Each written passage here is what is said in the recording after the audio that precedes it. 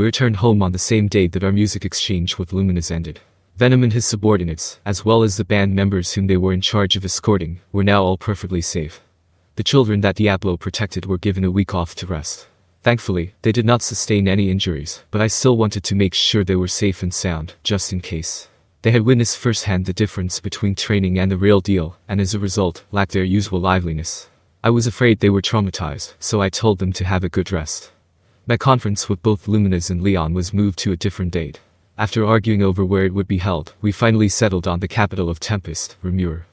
We came to this decision because Lumina's place, Lobilius, would be busy with her storage yawn. As for why Leon's territory Eldorado was a no-go, there was apparently something serious going on over there, and so they couldn't afford to invite foreign dignitaries at the moment.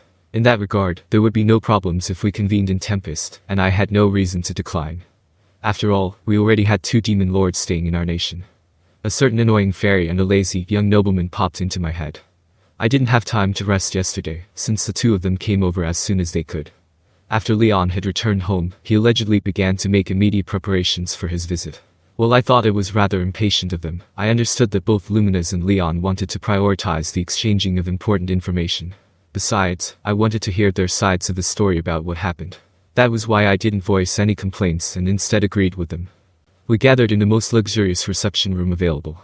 The leaders of this conference were Luminas, Leon, and I. Given that it was a conference between demon lords, I put on airs to suit the occasion. Only those involved would take part in the meeting. Once we collated the various details, we would determine how much information we could share regarding Chloe. Given the circumstances, there was a tacit agreement that it would be better to keep Chloe's situation a secret from even our own subordinates. Sean, Diablo, and Veldora were also coming with me. Honestly, I didn't want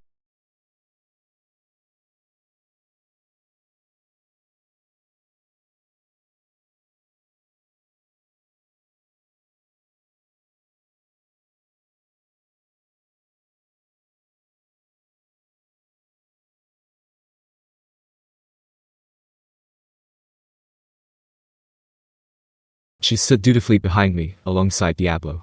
Hinata was seated next to Luminas, with Luz and Gunther shadowing them both. Positioned behind Leon, furnished with a rectangular table, along with 6 individual armchairs that we had provided. Veldora and I sat side by side at the ends of the table, opposite each other. With that, the interim Demon Lord meeting had begun. First, we asked Chloe to personally explain to us what had happened. As she delved into her story, Hinata was to the infinite loop. Chloe declared, marking the end to her almost inconceivable explanation. Everyone looked like they had something to say, but which means the hero who sealed me away was. That doesn't matter at all, does it? I thought quietly to myself, but Hinata already had a response waiting. Me. Now we're tied with 1 win and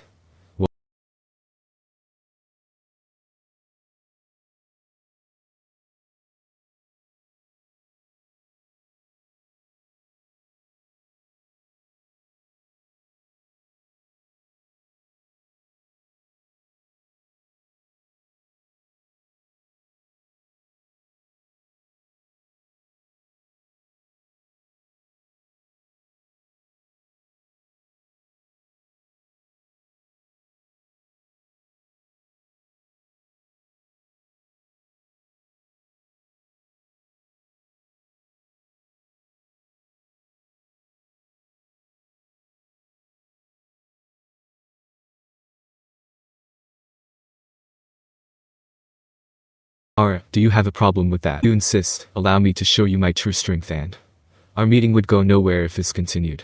Hinata was usually level-headed, but strangely enough, she was being immature towards Veldora. I decided to be the mediator for this war alone. Hinata, it is very important to teach that more to call me at any time. Please don't make things worse, Luminas-san. And so, I hurriedly changed the subject. Come now, everything turned out fine. By the way, I've been thinking about this for a bit, but I was apparently killed, right? I wonder if the culprit came from the Empire. This was an important issue to me. Even now, the Empire's movements remained suspicious. We needed to stay vigilant due to their potential.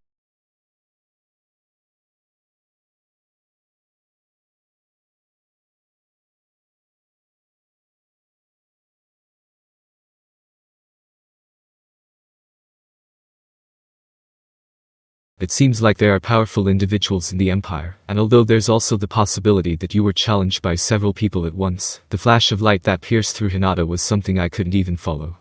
I see.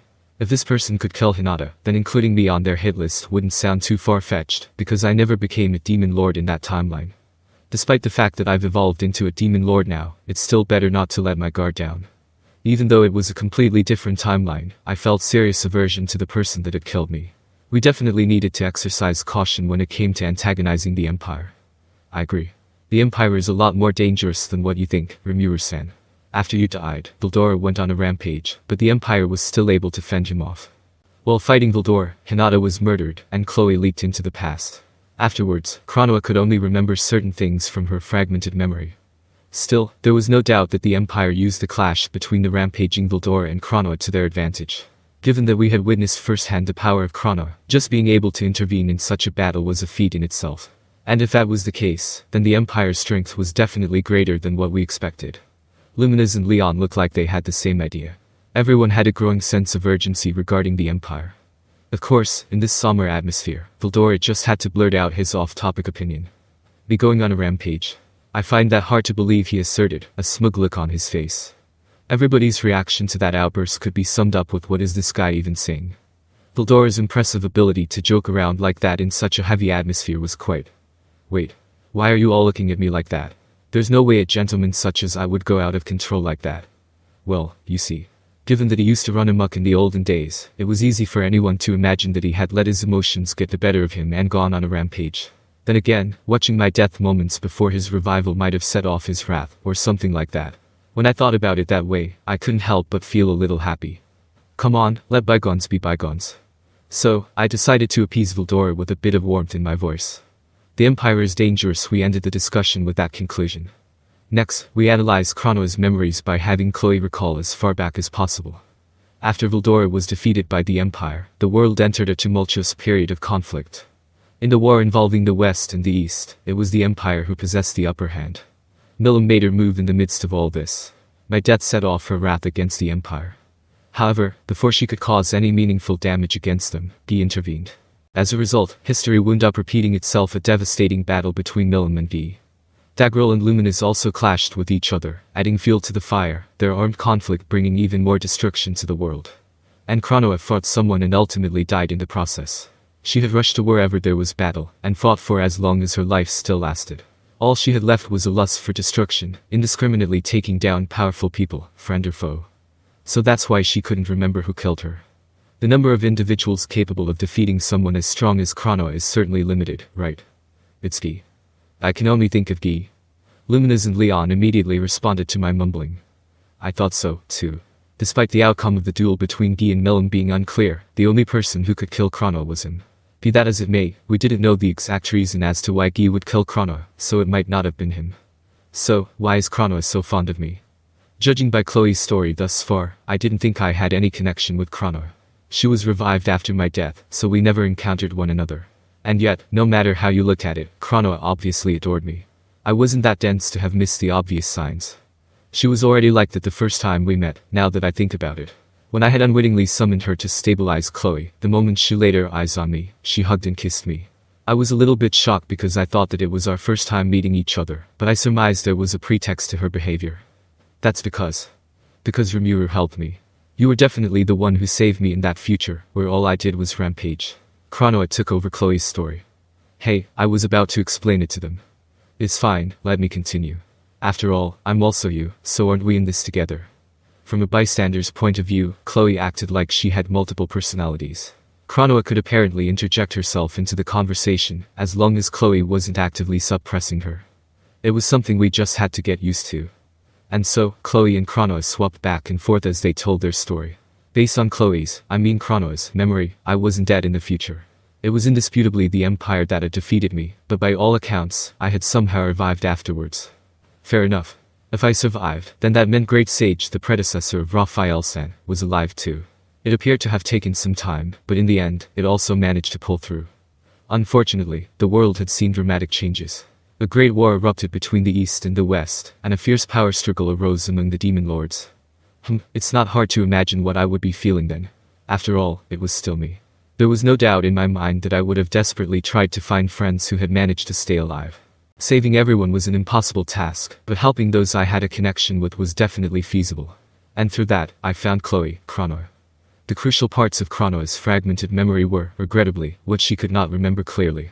Despite the setback, we could still perceive the flow of events, albeit vaguely. I evidently met Chronoa and ended up fighting her countless times. And with my earnest efforts, she would have eventually returned to her normal self. Nevertheless, what the world endured was simply irreparable. As we all expected, I indeed fought B. I don't know how or why it happened, but the one thing I'm certain of is that Rimuru was already gone at that point. Yet, Rimuru had hugged me while I was dying. After I finally passed on, I recovered my consciousness and saw myself, Chloe, and the previous Rimuru together. I wasn't surprised about Gi fighting her. More importantly, the strange thing that occurred just before Chronoa was about to die was probably her time travel activating. But that in itself was not enough to explain how she arrived at Chloe's timeline. Perhaps I did something to make that transpire. When you saw me, had I evolved into a demon lord yet? You had. The Rimuru I met then was stronger compared to the current Rimuru. Oh, you can tell that just by looking. I was under the belief that I was pretty strong at the moment, but I doubt Chronoa would misjudge someone's strength. If that was true, then I could only infer that losing the people I knew spurred me on to do something crazy. Honestly, all of this was irrelevant to me now anyway. Then again, there was also the issue of the Empire. Rather than stressing over it, we should view the situation in a positive light. An opportunity to motivate everyone and get them stronger. Well, let's just keep it at that. Besides, if that alternate Rimuru was stronger than me, then surely Great Sage should also evolved into Wisdom King Raphael. If so, then it wouldn't have been too far-fetched if it did something unthinkable like sending Chronoa's spirit and memories to the young Chloe. Fufufu, even you can't deny the possibility. With that, we tentatively cleared up the presumed future chain of events.